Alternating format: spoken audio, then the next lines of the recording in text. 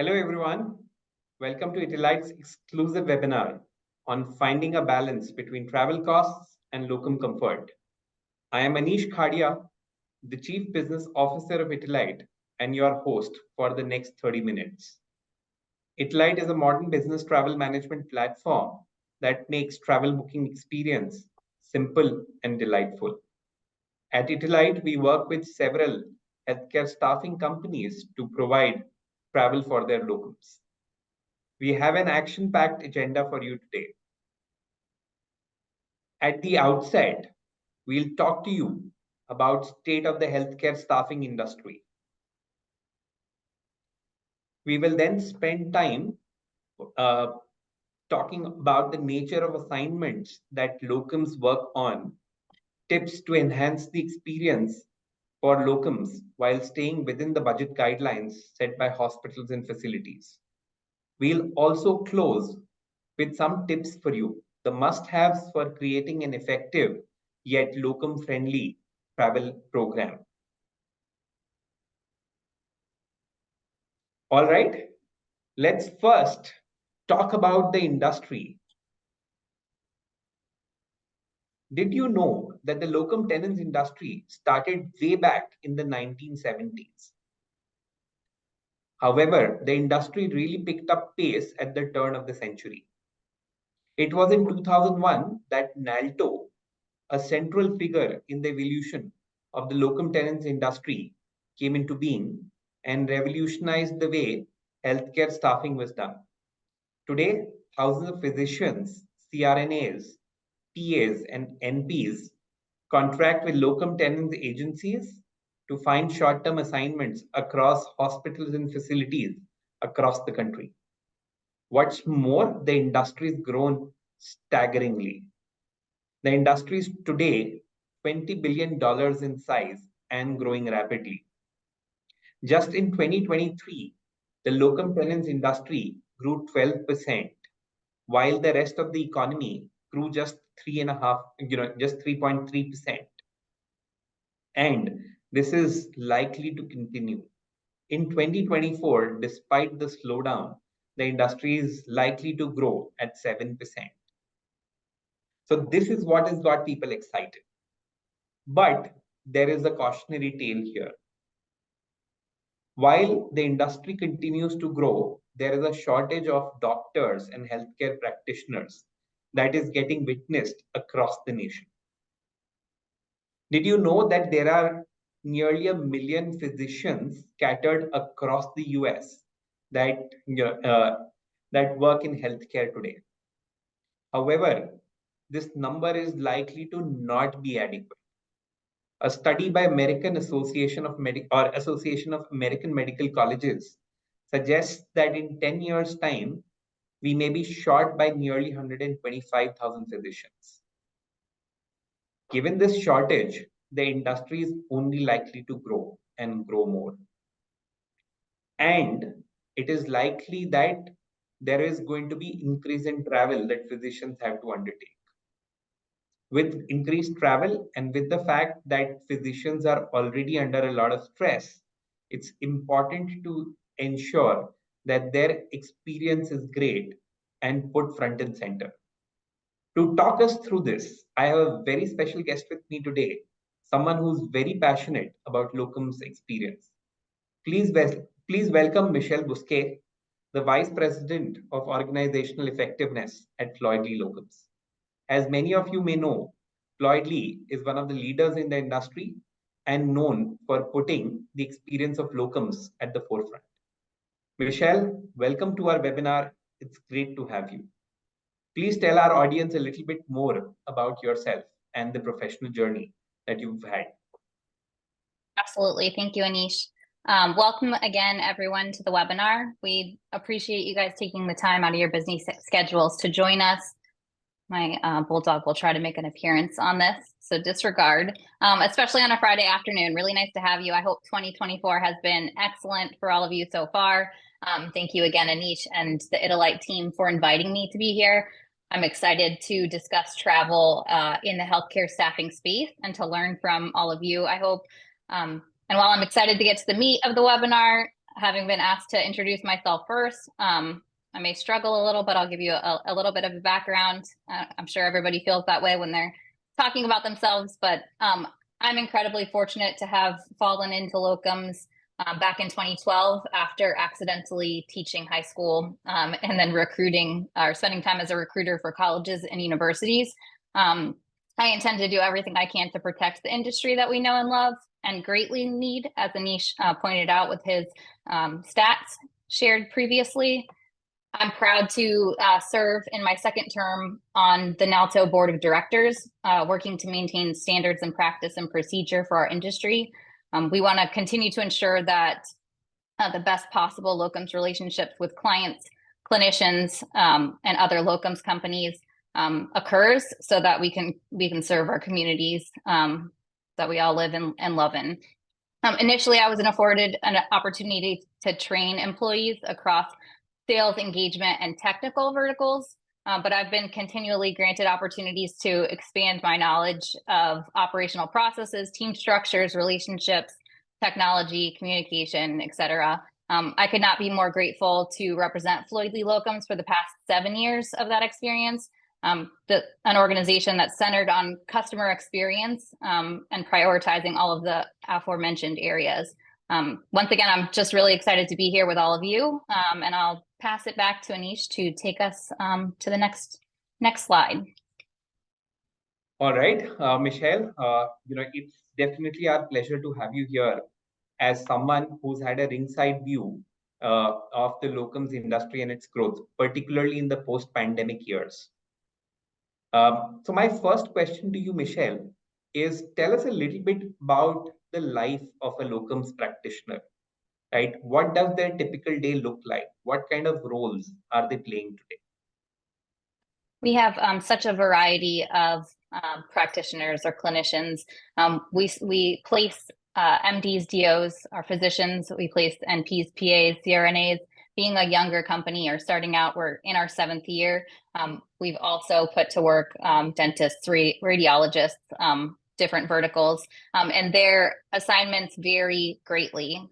Most prevalent, we see 1 week to 10 days as a length of an assignment, but it could be one shift, 1 day, and that's it. It could be ongoing for 6 months. It could be ongoing for a year. There's, everything in between exists for us. It's not a rare occurrence to get a brand new type of assignment or length of assignment. Phew, it almost looks like there isn't a portion of the hospital's work that isn't touched by locums today, right? When they're so much in demand, I'm sure experience is critical. But Michelle, we'd love to know from you, why is it a topic that's so burning, over the last few years? Well, as you mentioned, with the physician shortage that we have that we're experiencing, and we will continue to experience, it just gets worse. When you combine that with, you and I talked about, there's a difference in our society, our culture, and what we want. So this locums or temporary work gives clinicians an opportunity to pick and choose, to say, I want to work exactly this schedule or just these days and specifically this area, to do what they do best, but on their own schedule, on a flexible schedule.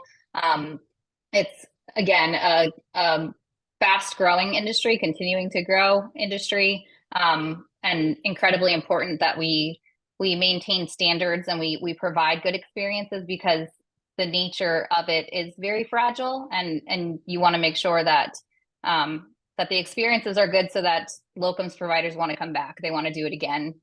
That's where NALTO comes into play as well, is operating, by a set of standards and making sure that we're providing a consistent experience anyway. Got it.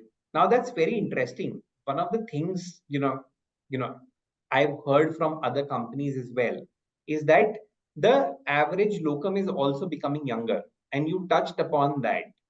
How has that played out in shaping the experience over the last few years?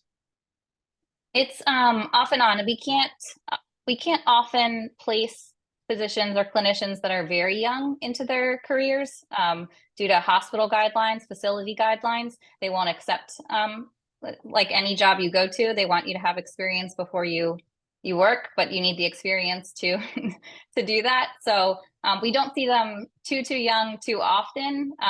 Oftentimes it's around middle age, a little bit later than that.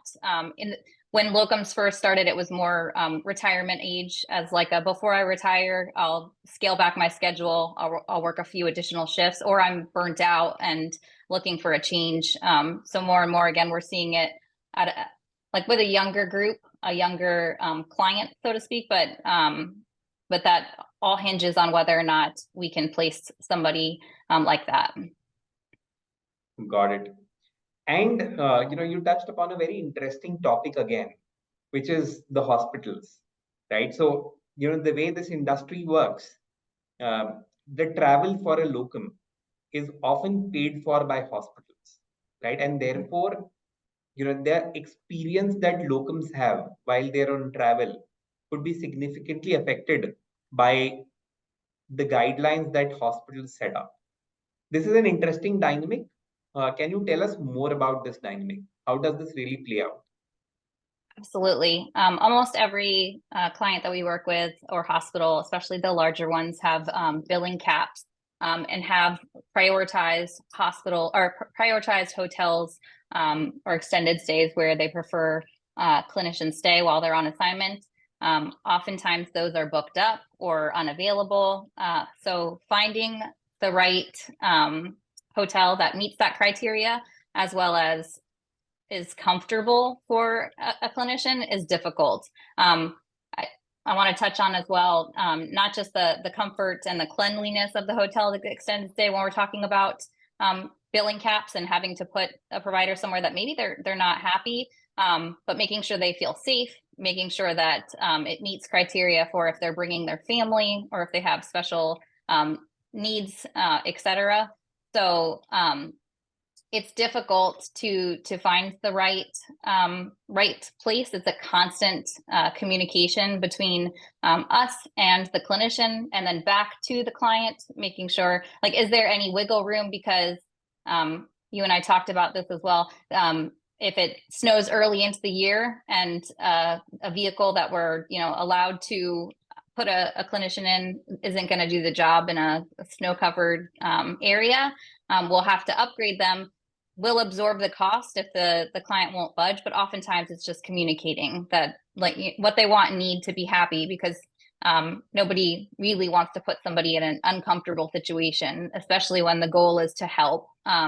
So often it's just making sure that we're communicating across the board with our clients, with our CS team, and then with a clinician to get them in the best situation.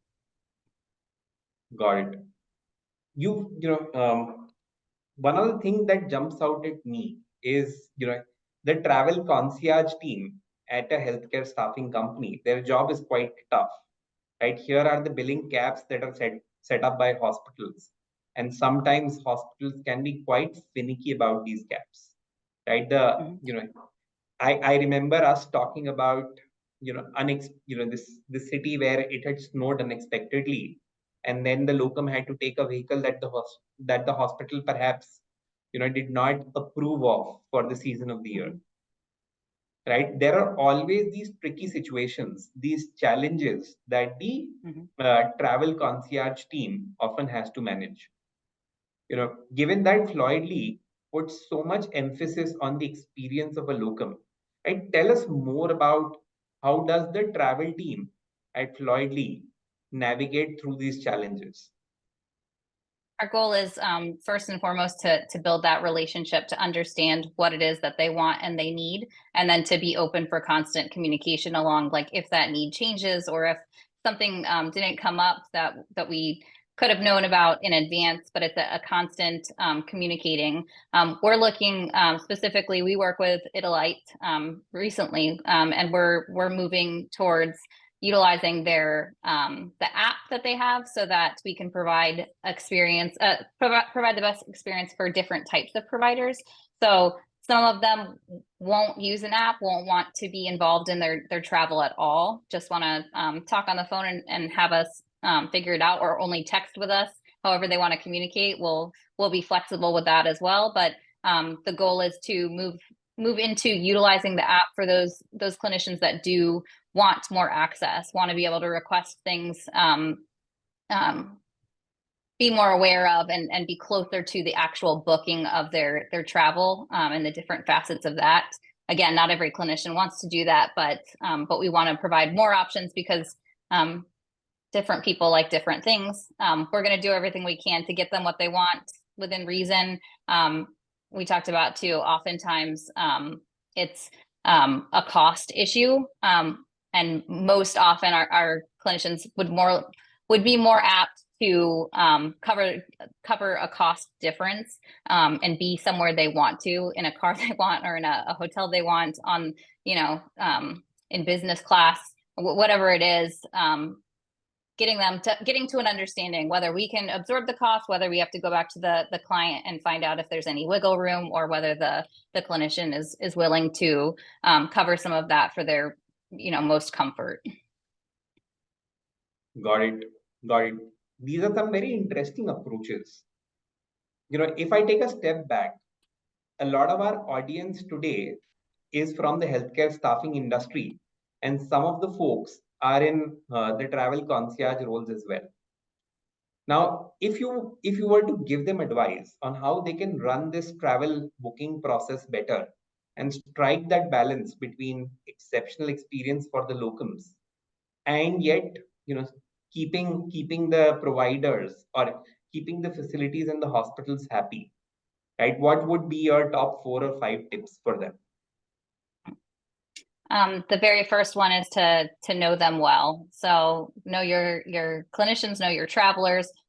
Additionally, know your clients, or have open communication. If you don't build the relationship and know what they want, and continue to make sure that we're all aligned, then it doesn't move anywhere. It's really difficult to put anyone in a comfortable situation and keep them comfortable.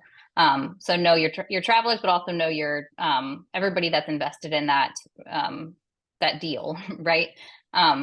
The second thing would be to reward them, which seems like a simple one, but oftentimes this gets the most excitement from our travelers, is that they can earn rewards for the programs that they're members of. So whether it's a hotel or a rental car, flights, etc., it's free money. It's free for them to get points. If we put them in the right category when we're booking, then they're getting free things.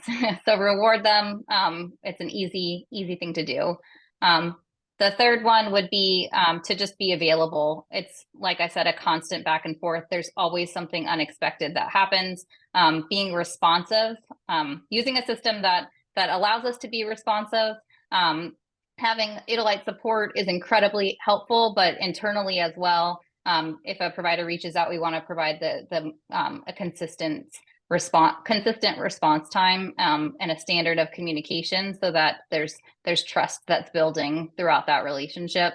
Number 4, I said some of that too, be consistent. So the processes and the standards matter. They should know what to expect and how to expect it, so that they continue to feel good about it. And then the 5th thing is to just be ready to pivot. That's I believe what Floyd Lee does best, especially growing from 5 internal employees to almost 100 in a short span of time, is there's always going to be something unexpected that happens. And the best you can do is to expect the unexpected. Oh, he's saying hello. I'm sorry about that. That's, those are great tips. And audience, I can tell you, just before we got onto the webinar, we had an audio issue, right? Michelle and I could not hear each other. So I think Michelle has some very, very valuable points for you. And if you haven't made notes for some of her tips, don't worry. We'll send you a note after the webinar that covers some of this, or that covers, all of this in a very succinct way. Now, I know many of you are from the industry and are also in the concierge roles. I'm sure we can also learn from your experience. What are some of the things that you've tried and successfully implemented for balancing comfort within the caps and the budget constraints placed by your customers? Audience, please type out your answers in the chat. We'd love to hear from you.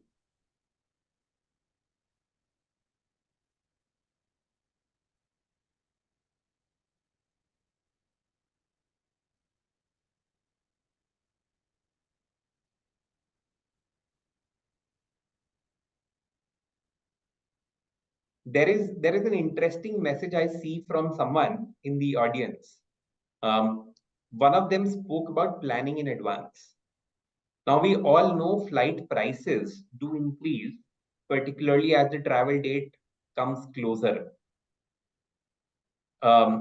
Michelle, I know there is quite a bit of planning that the Floyd Lee team does too, right? Can you tell us? Can you tell our audience more about the planning part of travel and how it can potentially help create a good experience for locals?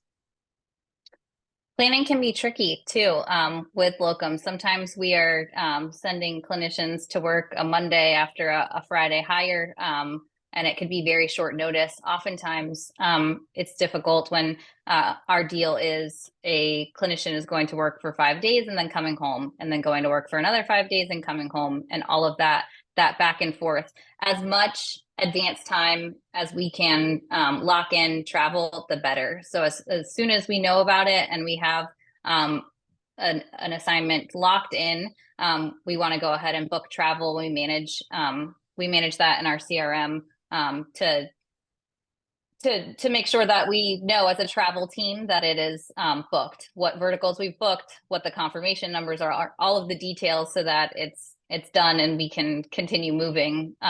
It's not always possible, but the more time we have and the sooner we can book travel and get it off of our hands and out of our brains for that moment, the better, the safer.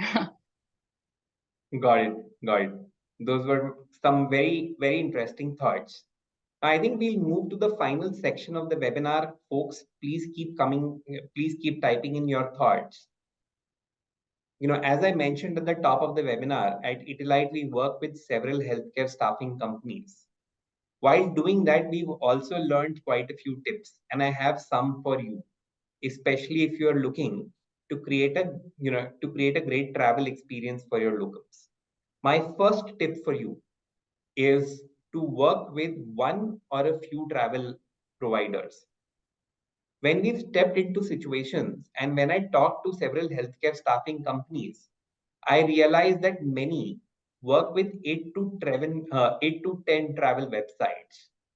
The challenge this brings to the table is complexity, especially when things change. My view is that you should limit your choice to ideally one, but otherwise a few platforms, and ones that are built especially for companies. This will help you keep things organized and easily accessible, particularly when things change at the last minute, like Michelle just spoke about. My tip number 2 for you is to take advantage of corporate deals and loyalty programs. Now, Michelle touched upon this in her response too. She spoke about rewarding your travelers, right? But you also could benefit from corporate deals and loyalty programs for companies. Uh, Airlines like United and Southwest today offer attractive discounts on flight tickets booked by companies. This can help you sometimes absorb the cost that the hospital may not be willing to, or use the points that you've accumulated on these programs and use those to pay for some of some of the benefits you want to deliver to your locals. And what's more, you could strike these deals with hotels as well. Hotels is a significant portion of the spend made by every healthcare staffing company. So striking these deals yourself or benefiting from medical rates is something that you should definitely be looking to.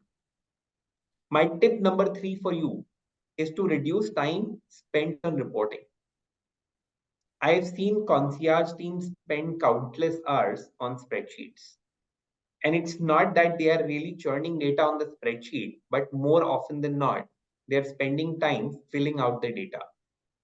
Copying the data from tickets or hotel vouchers onto the spreadsheet to get it ready for the finance team is something that takes a lot of time.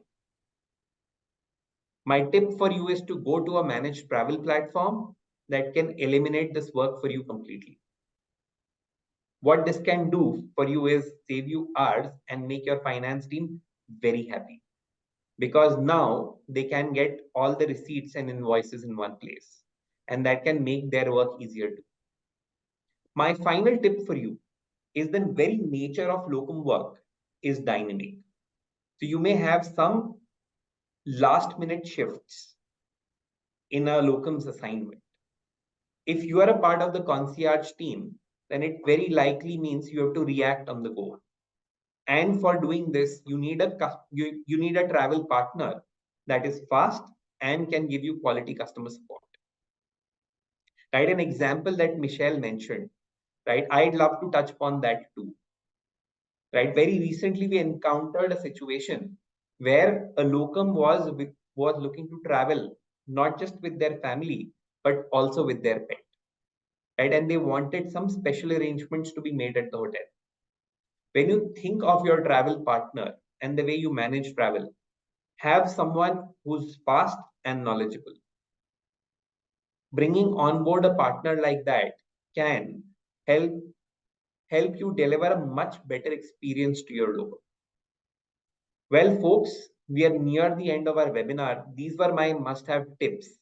And with this, I bring you to the end of the webinar. Michelle and I are happy to take your questions. Please type them in to the chat.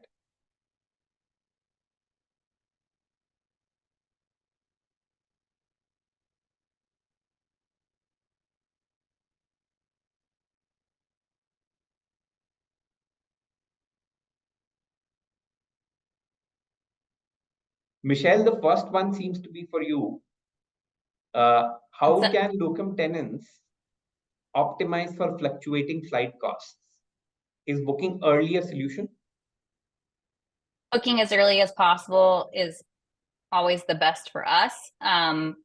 We had not experienced another partner that would continue to flight shop, and ITILITE does that for us now. So at least we can get a pulse on whether or not and can reap the benefits of if costs do go down, we're reissued tickets. So that's huge for us. But yes, the earlier the better. Got it. We have another question. This one is for me, which is more dollars the only way to get better locum experience? I'm sure with everything that Michelle and I've shared with you, that's not the answer. The answer has many aspects to this, but more often than not, better experience means you have to be responsive, to be available, to know your traveler better. All of these are tips that Michelle shared, right? And these are the tips I'd reiterate for you. Audience, we may have time just for one more question. So if you have one final question, we'd love to hear that from you.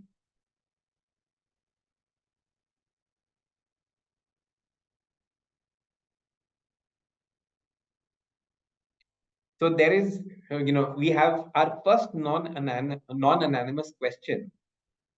This one is from Neil. Neil's question is it possible to create online portal chat communities for locums grouped by facility location? Michelle, is that something that you've tried, creating communities for your locums? We have not tried to create online communities. It seems like they create themselves when we do have a very large need and we're sending a lot of clinicians to the same place. Then they tend to talk to one another organically. It's an interesting thought. We don't have a ton of assignments that are on top of each other in that sense. But there are a few like physician Facebook groups and things, locums groups that exist that we've seen. I'm not sure if that would be beneficial for us, but it's an interesting topic for sure. Yeah, it absolutely is, particularly because I think the possibilities with the nature of assignments. Short term, sometimes locums are away from families. So getting to talk to their colleagues may be a good way of also, helping them release some stress, if there is. Not just, we do, one addition to that is we do provide things, things to do in the area, all of the hot spots or all kinds of a variety of just things to get out and do. The better we know our clinicians, the better we can steer them to something they might enjoy or a community that they might enjoy. So I think the root of it is always the relationships. There was one other question in there about managing locums fatigue without knowing why they're fatigued. We can't help at all. So I think we're a relationship business, a human business. So if we don't know who we're sending to work, then we can't help in a variety of ways. All right, Michelle, thank you for those wonderful thoughts. Audience, you've been a great audience. Thank you so much for making time and joining us for this webinar today. Thank you, Michelle. Have a good rest of the day. Happy weekend, folks. Thank you so much for having me. Take care.